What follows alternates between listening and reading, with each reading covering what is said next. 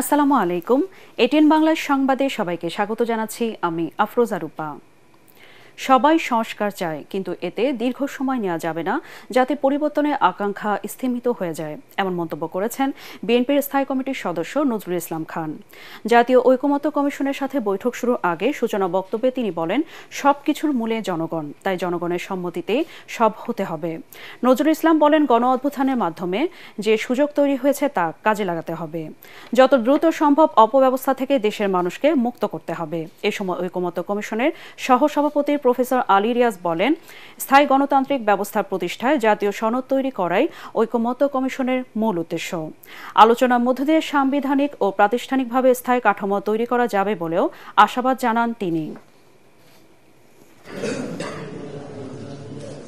পরিবর্তনের প্রত্যাশা সবারই, এমনকি যারা খারাপ কাজ করে তারাও পরিবর্তন প্রত্যাশা করে তার সুবিধার্থে, আর যারা ভালো কাজ করে তারা তো বটেই। কিন্তু কি দুর্ভাগ্য আমাদের যে আমরা অনেক লড়াইয়ে বিজয়ী হয়েছি, কিন্তু কোনো বিজয়ী আমরা শেষ পর্যন্ত ধরে রাখতে পারি নাই। আমাদের সামনে আরেকবার একটা সুযোগ সৃষ্টি হয়েছে, আমরা এই সুযোগটা কাজে লাগাতে চাই। আমরা এই কমিশনকে সহযোগিতা করছি, এই সরকারকে সহযোগিতা করছি সেই প্রত্যাশা নিয়ে। তার আর কতবার আমরা লড়াই করব, বিজয়ী হব এবং আমাদের সে লড়াইয়ের ফসলকে কেড়ে নেওয়া হবে। এখনো বৈঠক চলছে।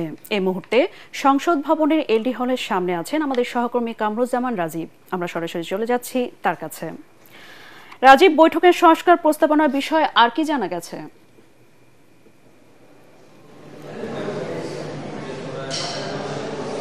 আসলে বৈঠকটি শুরু হয়েছে সূচনা বক্তব্যের মধ্যে দিয়ে, ঠিক 11টার কিছুক্ষণ আগে এখনও বৈঠকটি চলছে।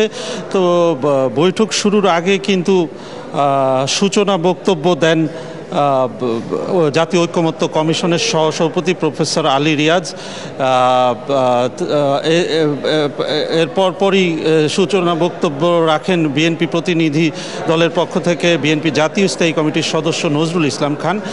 তো প্রফেসর আলী রিয়াজ যে বিষয়টি দ্বিতীয় পর্যায়ের এই বৈঠক শুরুর রাজনৈতিক দলগুলোর সাথে দ্বিতীয় পর্যায়ের বৈঠক শুরুর সূচনা বক্তব্যে তিনি বলেন যে ভিন্ন মত আসলে সবার মধ্যে, রাজনৈতিক দলগুলোর মধ্যে, সংস্কার কমিশনের মধ্যে ভিন্ন মত থাকলেও সেই ভিন্ন আলাপ আলোচনার মধ্যে দিয়ে কিন্তু ঐকমত্যে পৌঁছানো সম্ভব সংস্কারের বিষয় এবং একটি প্রাতিষ্ঠানিক ও সাংবিধানিক কাঠামো তৈরি করাই এই সংস্কার ঐকমত্য কমিশনের মূল লক্ষ্য। বা সংস্কার কমিশনগুলো যেসব সুপারিশ দিয়েছে বেশিরভাগ বিষয়ে কিন্তু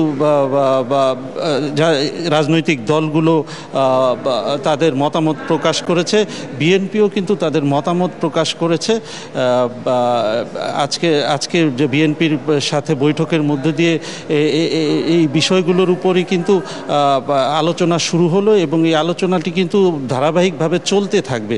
আমরা এখান থেকে যা জানতে পেরেছি, যতগুলো বেশিরভাগ বিষয় ঐকমত্য পৌঁছানোর উদ্দেশ্যে বৈঠক হবে এবং বিএনপি আজকের বৈঠকে মূলত যে বিষয়ে দ্বিমত করেছে সে বিষয়গুলোতেই আলোচনা হবে এবং ঐকমত্য পৌঁছানোর চেষ্টা করা হবে। এবং বিএনপির পক্ষ থেকে কিন্তু যত দ্রুত সম্ভব আলোচনার মাধ্যমে অধিকাংশ বিষয় যেসব সংস্কারের বিষয়ে ঐকমত্য তৈরি হবে তা বাস্তবায়নে উদ্যোগ নেওয়ার তাগিদ দেওয়া হবে সংস্কার ঐকমত্য কমিশনের প্রতি।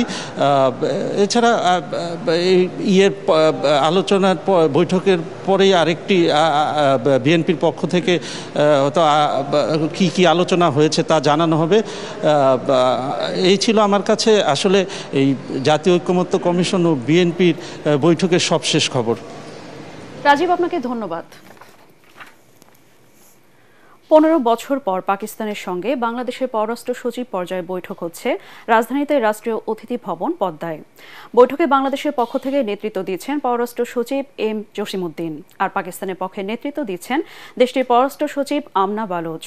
দুই দেশের স্বার্থ সংশ্লিষ্ট এই বৈঠকে দ্বিপাক্ষিক সম্পর্ক, আঞ্চলিক নিরাপত্তা, বাণিজ্য, বিনিয়োগ, কৃষি, বিমান যোগাযোগ এবং অন্যান্য গুরুত্বপূর্ণ বিষয় নিয়ে আলোচনার কথা রয়েছে। এছাড়াও পাকিস্তানের উপপ্রধানমন্ত্রী ও পররাষ্ট্রমন্ত্রী ইসাক দারের ঢাকার সফরসূচিও এই বৈঠকে চূড়ান্ত হতে পারে। চলতি মাসের শেষের দিকে ইসাক দার ঢাকা সফর করবেন বলে আশা করা হচ্ছে। বিকেল 5:30টায় পররাষ্ট্র মন্ত্রণালয় এই বৈঠকের বিষয়ে বিস্তারিত তুলে ধরবেন পররাষ্ট্র সচিব এম জসিমউদ্দিন। 2010 সালের নভেম্বরে ইসলামাবাদের সর্বশেষ পররাষ্ট্র সচিব পর্যায়ের বৈঠক হয়েছিল। এরপর 15 বছর এই বৈঠক আর হয়নি।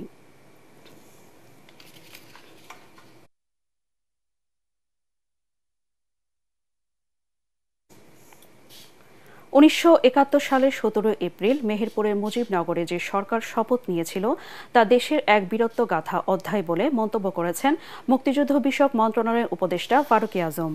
তিনি বলেন, ইতিহাসের উপর কোনো কিছু আরোপ করা যায় না। ঐতিহাসিক 17 এপ্রিল মুজিবনগর দিবস উপলক্ষে মেহেরপুরের আমবাগানে শ্রদ্ধা নিবেদন শেষে উপদেষ্টা এসব কথা বলেন। সেই দিনটি স্মরণ করে রাখতে সূর্যোদয়ের সাথে সাথে মুজিবনগর আমবাগানে জাতীয় পতাকা উত্তোলন, গার্ড অফ অনার গ্রহণ এবং স্মৃতিসৌধে পুষ্পার্ঘ্য অর্পণ করেন তিনি। মেহেরপুর জেলা প্রশাসন আয়োজিত অনুষ্ঠানে মুক্তিযুদ্ধের স্মৃতি কমপ্লেক্সের উন্নয়নের বিষয়ে উপদেষ্টা বলেন, এখানে যা কিছু হবে ঐতিহাসিক বস্তুনিষ্ঠতার ভিত্তিতেই করা হবে।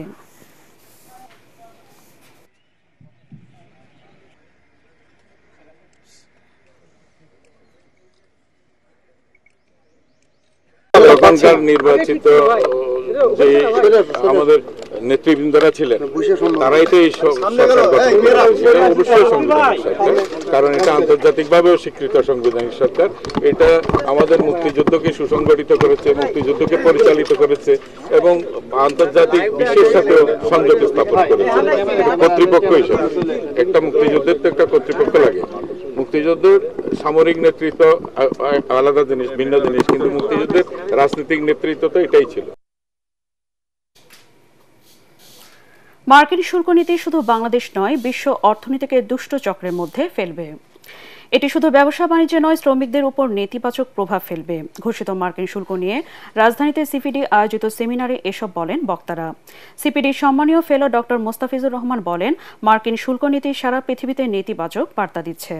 90 দিন পর যুক্তরাষ্ট্র কি করবে এটি কারো ধারণা নেই। বিপদে পড়ার আগেই প্রস্তুতি নিতে হবে।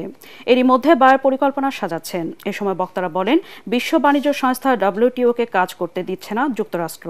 তাই WTO এর দিকে না তাকিয়ে যুক্তরাষ্ট্রের সাথে দ্বিপক্ষীয় চুক্তি ও সম্পর্ক উন্নয়নের মাধ্যমে পরিস্থিতি সামাল দিতে হবে। আন্তর্জাতিক যুদ্ধ শেষ হওয়ার পরও গাজার বিভিন্ন নিরাপত্তা অঞ্চলে ইসরায়েলের সেনাদের রাখার ঘোষণা দিয়েছেন দেশটির প্রতিরক্ষা মন্ত্রী ইসরায়েল কাটতুজ। নিরাপত্তা অঞ্চল বা বাফার জোনে থাকা এসব ইসরায়েলি সেনারা যে কোনো পরিস্থিতিতে ওই অঞ্চলে থাকা মানুষদের সুরক্ষা দেবে বলে দাবি করেন তিনি। এ সময় ইসরায়েলি প্রতিরক্ষা মন্ত্রী জানান, লেবানন এবং সিরিয়াতেও বাফার জোনে ইসরায়েলের সেনার অনির্দিষ্টকালের জন্য অবস্থান করবে। ইতিমধ্যে ফিলিস্তিনের 10% ভূখণ্ড দখলে নিয়েছে ইসরায়েল। তবে গাজায় আটক ইসরায়েলি নাগরিকদের আত্মীয় স্বজনদের সংগঠন ইসরায়েলের the hostage and missing families forum কার্তুজের এমন সিদ্ধান্তকে উদ্ভট কল্পনা বলে মন্তব্য করেছে। ইসরায়েল সরকার জিম্মিদের ফিরিয়ে আনাচে ফিলিস্তিনিদের ভূখণ্ড দখলের দিকে বেশি মনোযোগী বলেও বিবৃতিতে জানিয়েছে সংগঠনটি।